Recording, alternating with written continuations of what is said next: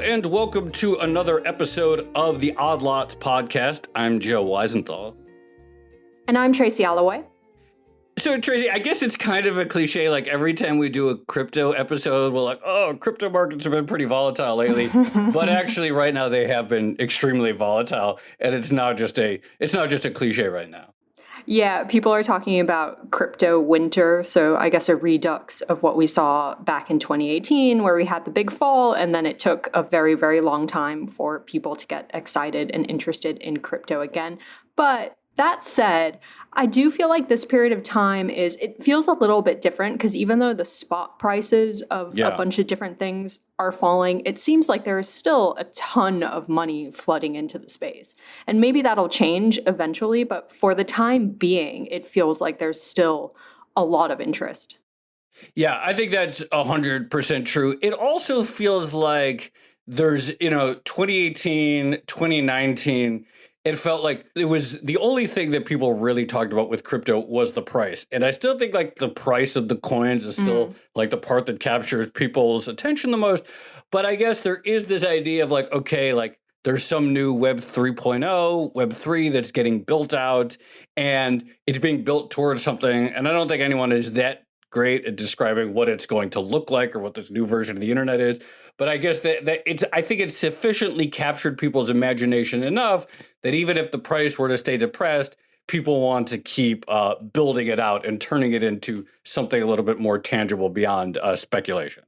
Well, this is one of the remarkable things about crypto, I feel like. It's almost like every time you turn around, there's a new use case that gets invented. And you're right. It is weird to think that a few years ago, we weren't talking about Web 3.0. We weren't talking about DeFi at all. We were just talking about Bitcoin mostly as a unit of payment, maybe an inflation hedge, digital gold, that sort of thing. And already in the space of a few years, the narrative changes so quickly.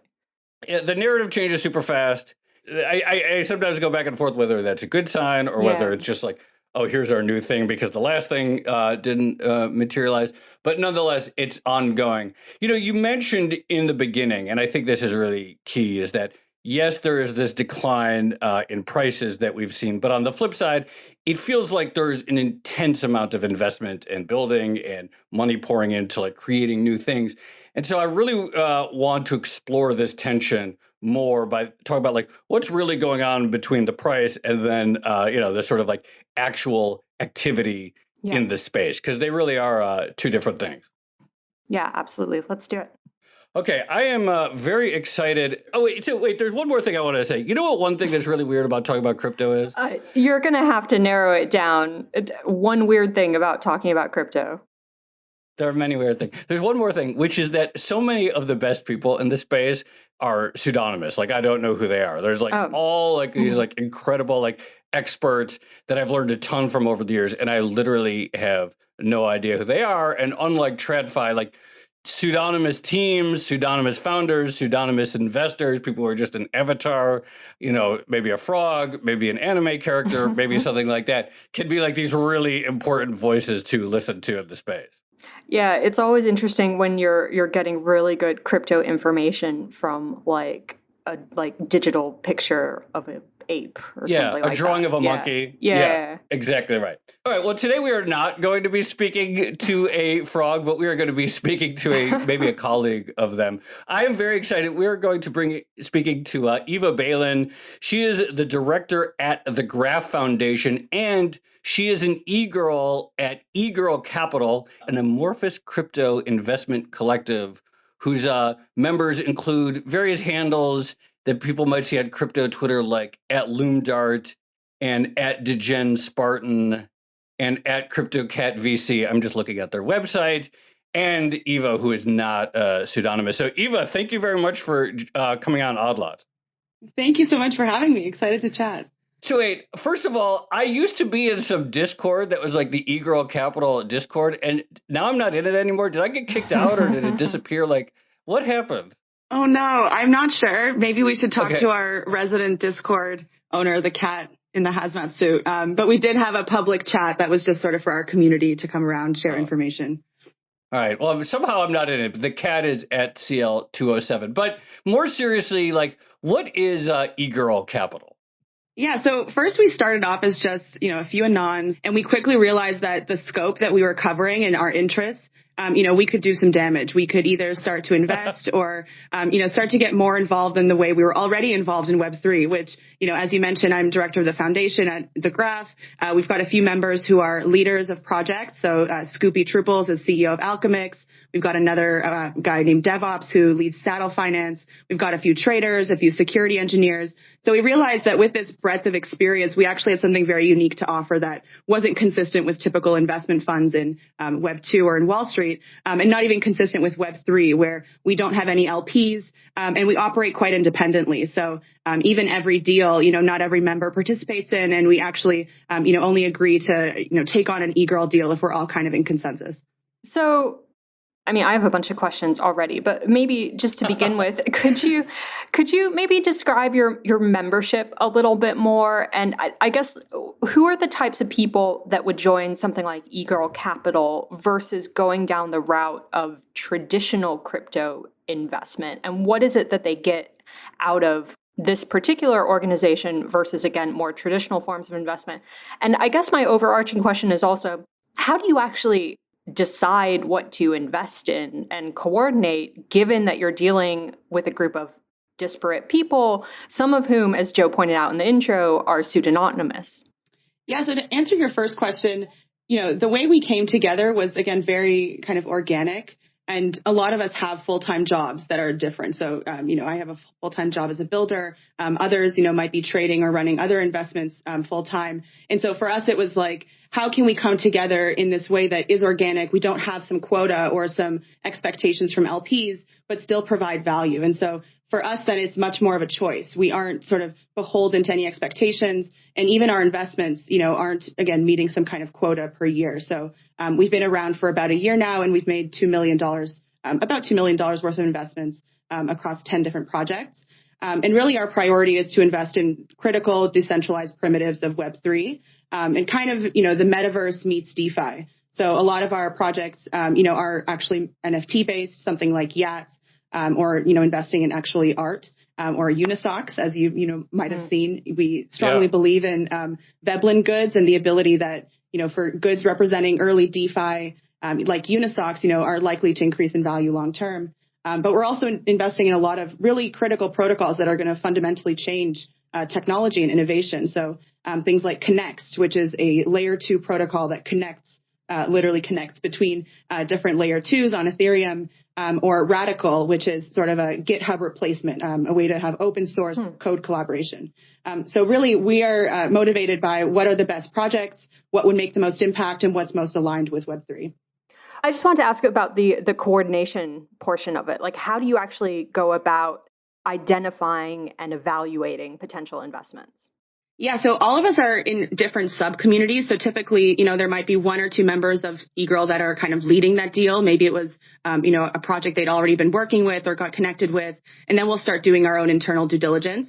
I'm excited to say we now have a few interns. We didn't have that a year ago, but they often will help us do research, whether that's looking at on-chain metrics, maybe comparing against other projects. And again, because we're so deep in the space, a lot of us have expertise, whether it's, security or smart contracts or business that we can kind of bring to each deal. But I wouldn't say it's, quite the most traditional due diligence process as hedge funds that you're used to seeing. Is there a pooled capital element of it? Like, is there a pot that you and these your fellow members have put money into? And I'm just curious, like, are they anonymous to you as well, most of them? So first question, we don't have a pot, although we have been considering growing into a DAO formally on chain, where right now the way we behave is per deal. So, we kind of bring it to the group. Anyone who wants to participate, gets a cut or, depending on kind of the breakdown or interest. And we typically will, bring it on as an eGirl deal if there's enough interest from the group. If there isn't enough interest, again, we have our own statures in the community. So often someone will do an angel investment or maybe even go work with the project directly. What was your second question again? To what degree, like, do you mostly know your colleagues as anons, or have you, like, are there some that you still don't know who they are? Oh, no, they're fully anon to me. Wow. I've met a few of them in person. I know, a few of their first names, but otherwise, I don't know very much about them. And that's kind of the beauty of it. Part of the Web3 and crypto vision is how do we actually utilize pseudonymity in a more productive way? So, DJs have been doing this for years. Almost every DJ has their own alias or alter ego, and they get to then create that sub community or sub brand. And so similarly with crypto, you can participate in a protocol in a sort of gig economy style. And why do you need that to be tied to your, birth identity? When actually you can start to create your own alter ego on chain that might be associated with, a cat or a monkey. And maybe you're only, participating in this one protocol, and then maybe you have another identity for a different one. I'm thinking about David Solomon and DJ Soul. So sorry. He might be an e-girl. He might be an e-girl. Yeah, who knows? Well, okay. So again, this is one of those conversations that is just throwing up more and more questions. But two things. One, why e-girl? And I guess it's a really stupid question. Are most of your members female, or was there a desire there to get more females on board with crypto?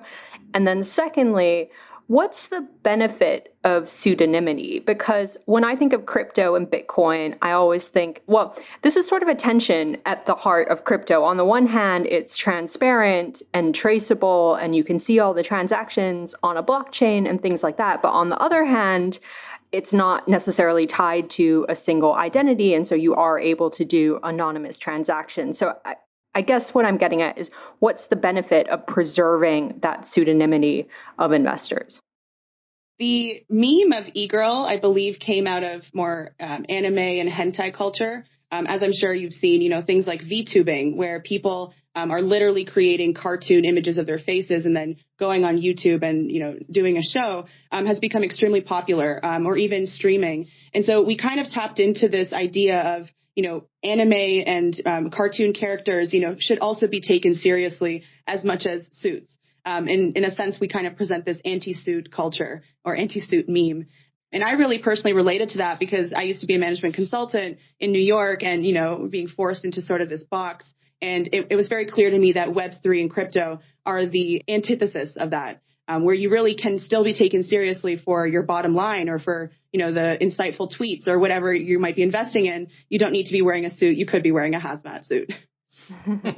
I guess on your second question, so the biggest misconception to me that I see is people think that pseudonymity or anonymity means that you don't have reputation, when actually it's quite the opposite, that if you want to be known and if you want to have a community or, have a job, you have to make much more effort to develop that reputation than otherwise, KYC'd people. So, I'm one of the only doxed members and, technically speaking, I've been developing my reputation since I was born and, that's Googleable. But anyone who chooses to take on a different personality is starting from scratch. And so there's this misconception that, of course, maybe you can't always trust anons. Maybe there's some degree of risk. But at the same time, they've taken on a significant amount of risk, too, that if they wanted to rebuild that identity or reputation, it would take much longer than for everyone else.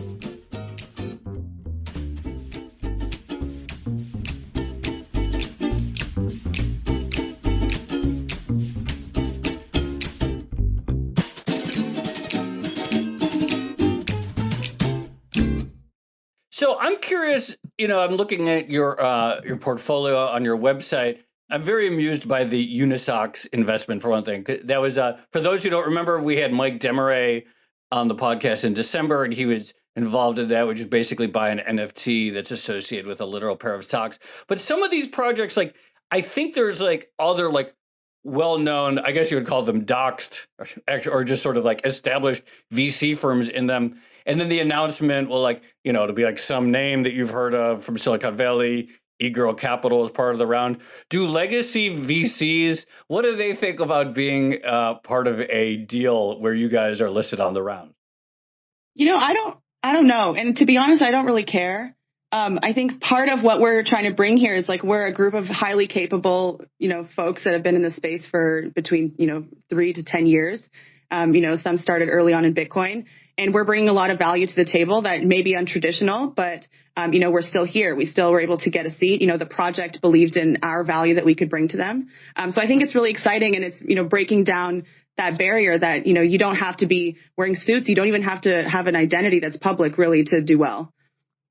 Can we talk a little bit about the Graph, which is your day job? And I would love to get your summary of what exactly it does. But the other thing I want to ask you is, it has to do with Ethereum. It's not like a Bitcoin-based application or protocol. And I guess I'm wondering, excitement over Ethereum seems to be one thing that a lot of the VCs share. So the institutional capital is much more excited over Ethereum and applications and DeFi type stuff that you can build on that versus basic Bitcoin, which is seen as not being as well suited to those types of applications. So I guess my question is, why Ethereum and not something else? And does it mean that you sort of share something in common with VCs and institutional money? So the graph is a decentralized protocol for organizing and retrieving on-chain data. And what that means is every application that you see that is running on a blockchain or queries smart contracts, they have to retrieve that data from a blockchain somehow. And it's actually really difficult for developers to do that. They would have to run their own node. They would have to become experts in that blockchain. It's essentially a back-end job. And so what the graph does is we have a standardized layer or standardized API called a subgraph that allows developers to, develop, an organization style or figure out exactly what information they want from the blockchain and just, play around with that subgraph. Meanwhile, the actual indexing and processing of that data goes on in the back end on a network of indexers. So we're really decentralizing the server or the back end of what otherwise would be, a database, an indexing infrastructure that is serving data to users. So we often like to call ourselves the Google of blockchains. So as Google is a search engine and also the back-end indexing of all of the internet's data, currently the graph protocol is the indexing bit. And so we're trying to enable other applications like search engines and just dApps in general to be able to retrieve that data as efficiently as possible. And why Ethereum? Ethereum, so our ethos as the graph has always been decentralized and, to enable the best security possible. We really believe you can't have a dApp if it's not decentralized, meaning all components are. And in our history of just assessing blockchains and, having been around for a few years, Ethereum was the one that stayed true to that mission the strongest, and we're even seeing that today in, what some people call Ethereum taking its time with a roadmap. Others could see as actually Ethereum being very thoughtful with its roadmap to not do things too quickly. And, you see other problems on newer chains that, Ethereum also experienced earlier on, but Ethereum is just at a more mature state. And, our goal, although the graph network is built on Ethereum, our goal is actually to index all of the world's data, meaning any blockchain. So our hosted service currently supports 27 chains, including many of the layer 2s on Ethereum. And soon all those chains will also be supported on the network itself. And you mentioned that other layer 1s, other chains have had issues. We're recording this January 24th. And the last few days, Solana, one of the chains that we've talked about in the past that is arguably an Ethereum competitor, has seen some pretty big delays and slowdowns. So a lot of kinks still being worked out. You just raised at the graph $50 million. It was led by Tiger Global. What is the plan for this money and what do you need to build? Yeah, really glad you asked. So over the last year, we've been pioneering this new strategy that we call decentralized M&A. So we realized really early on that the mission of the graph was so ambitious, so vast, it couldn't be done by one team, and nor was that the goal. Part of decentralization is also decentralizing the contributors. So over the last year, we've had 4 new teams join us full time that specialize in anything from backend infrastructure to cryptography to GraphQL APIs, and bringing them in to act basically as full-time core developers on the protocol. So we aren't no longer, one team that, initially launched the protocol. We're 5. And we raised this round basically to continue moving along this strategy. We have a goal of bringing on another 3 to 5 teams in the next 2 years. And that might be to help with current roadmap elements such as, improving the efficiency of the infrastructure. We also are, working and doubling down on cryptography to make sure that the data that is actually being, queried by apps is verifiable. So we've got quite a complex roadmap. And we're looking to use that $50 million as ammunition to basically continue building on our vision. So you've talked in the idea of this is going to be the Google of blockchains and decentralize or making it easy for any dApp or decentralized application to query the chain. That sounds obviously very cool in theory. Can you give a little bit more, I guess, some concrete examples of what kind of apps or what specifically would be involved in that? Like, what are like, I think this is where when people, at least for me, maybe I'm projecting, but at least for me, like I sort of get trading and how the automated market makers work. I sort of get like NFTs, but still when I think about like, well, what is a Web3 application? What is a true like blockchain application? Can you talk a little bit about specifically how applications are using your infrastructure? Yeah, so in my opinion, a true dApp or a true Web3 app would be one that is open, permissionless, and decentralized, meaning that it would be very difficult or nearly impossible to take down. And users have the right to exit, meaning that the app or the platform itself isn't locking the user in, but because everything is on a blockchain and other protocols, they can swap their data and assets between those. So, one really great example is ENS, Ethereum name service. So this is Ethereum domains. And this means that any application could essentially query data about your Ethereum name, Joe or Tracy, and use that information on any website. So instead of using a Google magic link like we use today, we could use Ethereum name service. And that means that any application that wants to get data from your ENS name, so maybe that's your wallet and your activity, they could query a subgraph. So that's an ENS API. So any information on, that's from the blockchain, whether it's trade volumes or pricing or assets, needs to be queried from a blockchain. And subgraphs make it much easier since developers don't need to rebuild their own APIs. So, anyone building on, let's say, the Uniswap protocol can just use the exact same Uniswap API because it's open source. They can also fork it, rebuild it, maintain it if they want to. The end goal being that all of these subgraphs are public goods and they're even maintained by the community or a DAO itself. And that really enables much more, innovation time, maybe even cost savings for the team because they don't need to hire a full-time engineer to manage that database. And it really enables composability. So many teams can collaborate on either the same API or, the same protocol without having to do the same work again. So I really like that definition of right to exit because it jibes really nicely with the wallet idea. We were talking with Mike Demaray about this, about how, if you have a wallet, say MetaMask or something, it's easy to port that onto something like Rainbow, and you're not dependent on the platform in order to access your information and your data and your assets. So that makes a lot of sense to me. But one thing I'm wondering is, you've mentioned decentralization a number of times in this conversation, and you've even talked about a decentralized way to invest in decentralization. Why is it so important beyond a better user experience? Because people talk about Web 3.0 as almost creating a better world, right? It seems to have all these philosophical attachments and moral values attached to it. What is it about decentralization that makes it so important in your view and presumably so great? I think there's a few things that we're starting to see even play out in crypto. So one is censorship, the very common use case. And we're starting to even see folks that just recently entered the NFT space realize that, if the NFT dApp isn't fully decentralized, meaning the API, the server, and where that NFT metadata is stored, then, is that NFT really real? Can I have the right to exit that platform? So that's one use case. The second would be, servers get taken down all the time. Google goes down, Facebook goes down, and they've been around for decades. And when we think about scaling to a global network, whether that's transactions or NFTs, you really want to make sure your app doesn't go down. So one really great anecdote for us was Constitution DAO. So I'm not sure if you heard of Constitution DAO, millions of dollars collected from the community to come bid for the Constitution.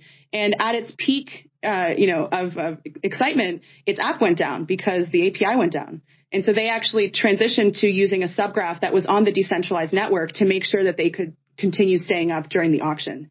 So that's a great example of we're already seeing that today, that, things go down all the time. But furthermore, why would you want a dApp team to be the team also managing the node and doing all the complexities?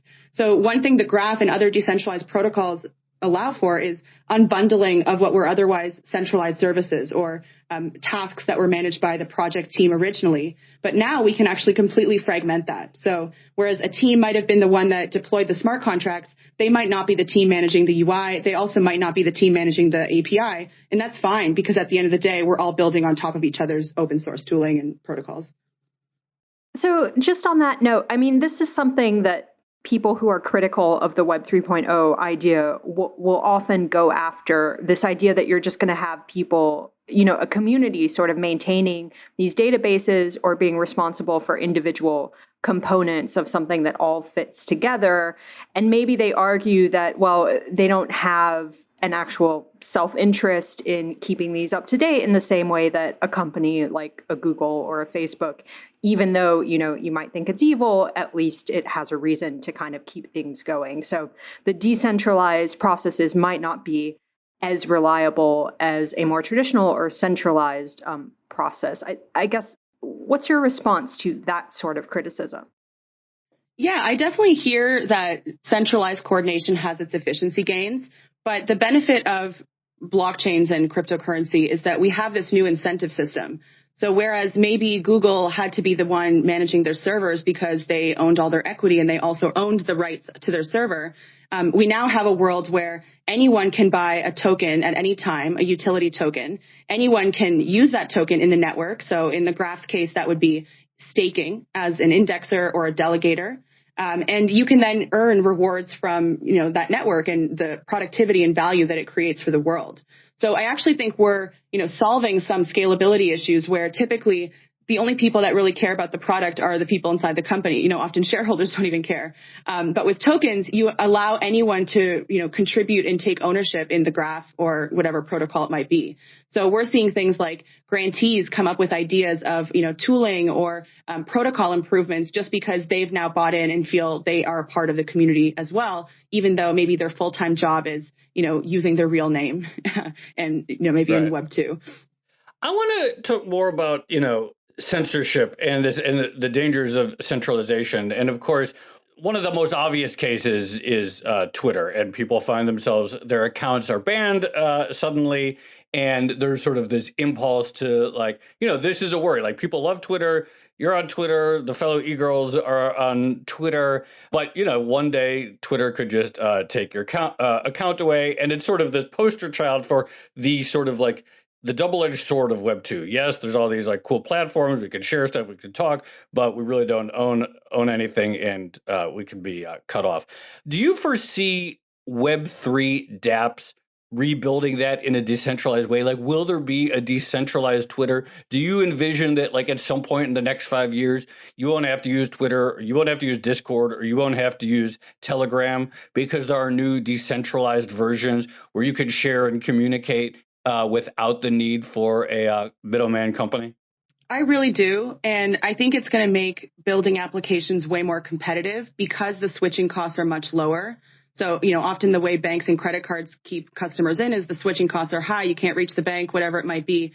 Here, it's as easy as just sending sending funds to another wallet, or, switching your name or your NFTs, by just selling it in a marketplace. So it'll be a lot easier to build those apps. And we're already starting to see it with a dApp called Orbis recently came out. I know a dApp called Scent has been out for a while, but we'll probably see more iteration. What I'm personally excited for is to see the coupling of the actual actions on chain with our social platforms. So, right now, most DAOs, they typically have a forum or some kind of social platform where they discuss the DAO proposals before it's actually put to a vote. And why is it that the voting and the forum discussion is disconnected? One of the things I love about Bloomberg is that the reason it kind of kicked off was because the messenger or the chat became so useful for traders to make settlements or OTC trades, whatever it might have been. And so I think we're going to see that same kind of thing happen where our social applications are going to start coinciding with maybe actual transactions, maybe submitting trades. And, across the board, we could see even the way we behave with each other starting to change. People already start to stalk each other's ENS names to see what they're doing. So what else could there be? I'm going to ask another boomer feasibility question, I guess. But I mean, a lot of the services online that people use now, like Twitter or Facebook, they're free. And the way those companies make money, maybe with the exception of Twitter, but the way they're supposed to make money is through advertising and through gathering user data so that they can target these people with the most effective ads. And it's supposed to be the data, which is the valuable product here. You get something for free in exchange for providing these companies reams and reams of data. When you move to decentralized applications, my understanding, and please correct me if I'm wrong, but my understanding is a lot of that data is supposed to be more freely available, more open, more transparent, which I guess makes it maybe less valuable to a company trying to do something with it. It's no longer proprietary. So I guess the question is, like, how does that wide open data, or the way that decentralization will make data more accessible, more transparent, more widely available, how does that stack up with actually making money from decentralized services and transactions? Like, how are profits actually supposed to be created through this process? Yeah, that's a really good question. And to be honest, I don't have a clear answer, because I would say a lot of the infrastructure to enable even the most simple like data analysis isn't quite there yet. I can speak for the graph, and our roadmap is still quite ambitious. We'd like to be able to better support analytics for that use case you're talking about. But I foresee a lot of different kinds of monetization strategies. So kind of like I mentioned, people participating in protocols, that's revenue. So, whether it's a fund or an individual staking, tokens and then providing services. And those services could be anything from, looking at images and curating which art is most interesting to actually running hardware or, maybe being a trader or a yield farmer. And that is a way to generate income. I think we'll also start to see a lot more innovation in the micropayment level. So whereas right now we're, not very mature in how do we enable what we call meta transactions, so kind of transactions embedded in the background. But I think what we might see in the future with oracles, which is retrieving off-chain data, and other tooling, the ability to charge or be charged for smaller interactions. And that gets charged directly to a wallet, and your wallet being, something like your ENS name is now tied to your identity. Instead of the ad companies paying, Twitter, the ad companies could in theory start paying users. And that could be micropayments or microtransactions that are sent directly to the user wallet. Similarly, maybe instead of artists, art being looked at and them never receiving any rewards, maybe artists start earning to their wallets based on impressions or micro impressions on Instagram. And so I think we're going to start seeing different kinds of monetization patterns arrive as the tech also becomes more mature. And that includes layer 2. It includes things like the graph, storage, things like Arweave, IPFS, really seeing all those pieces come together to make that possible.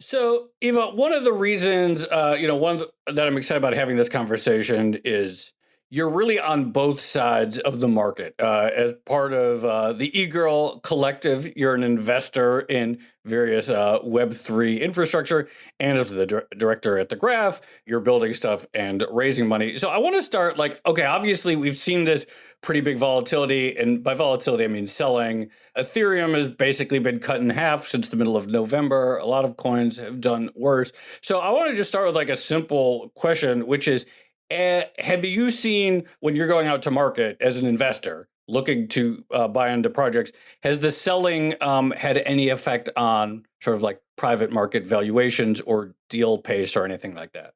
I haven't seen it affect it, and I would be surprised if it does, because the thesis with, eGirl and others is much more long-term, typically at least 2 years, often decades.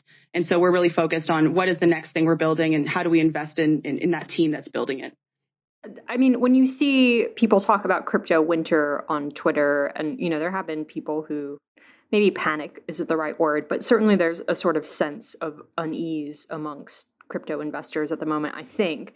Does it affect your investing behavior at all, or does it affect the way you think about things? Does it lengthen the timeline to make things come together or be viable, or affect it in any way?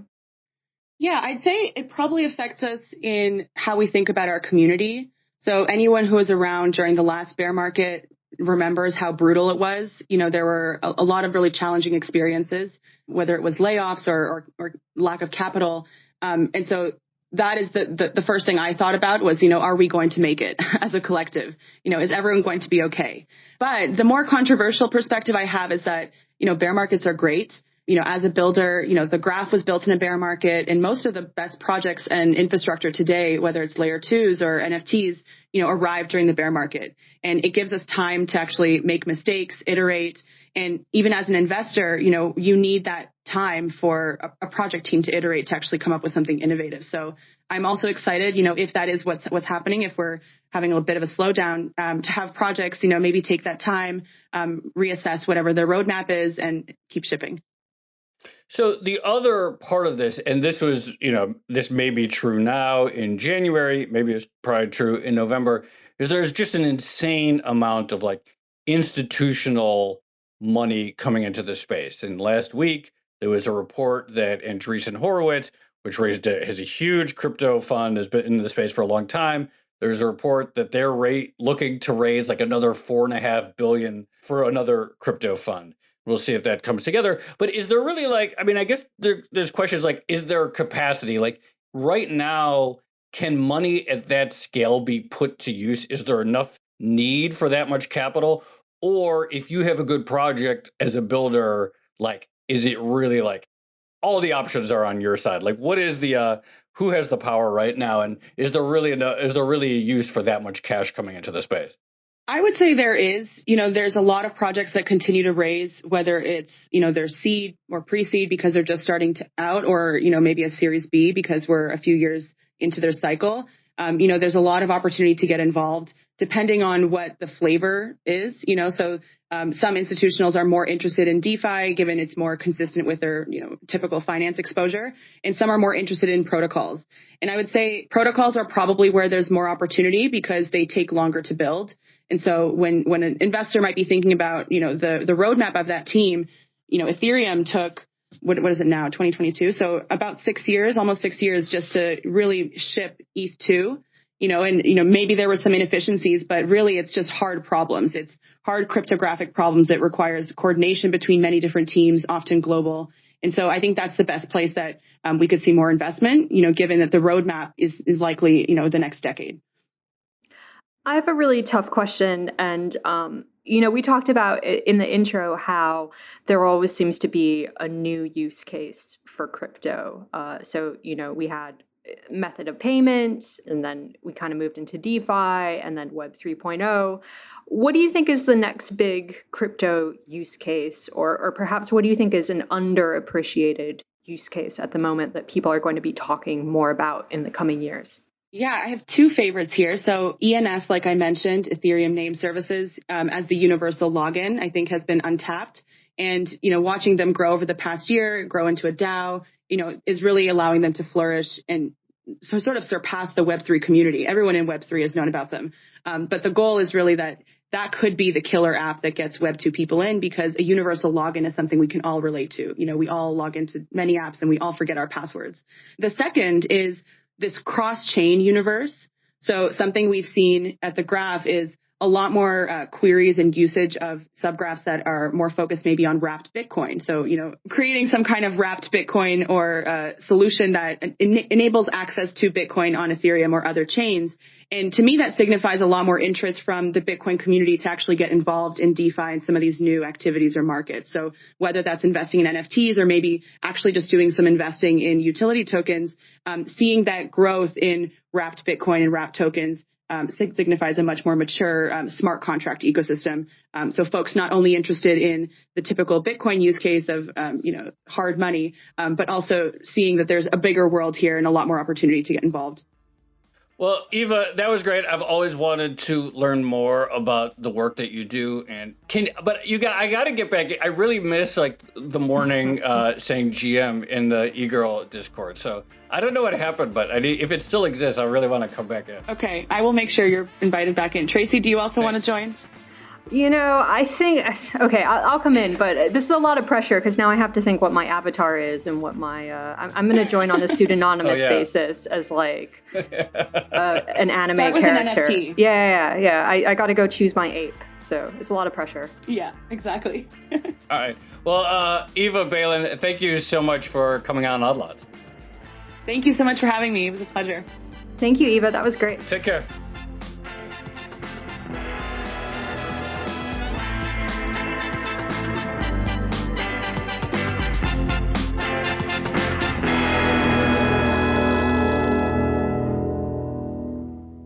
Tracy, I thought that conversation was really fun. I really don't know how you could look at the website of eGirl Capital and see this investment collective of all these cartoon characters, and part of their investments are like on their portfolio page are a bunch of NFTs. And even if you think the whole thing is kind of nuts, it seems pretty fun and cool.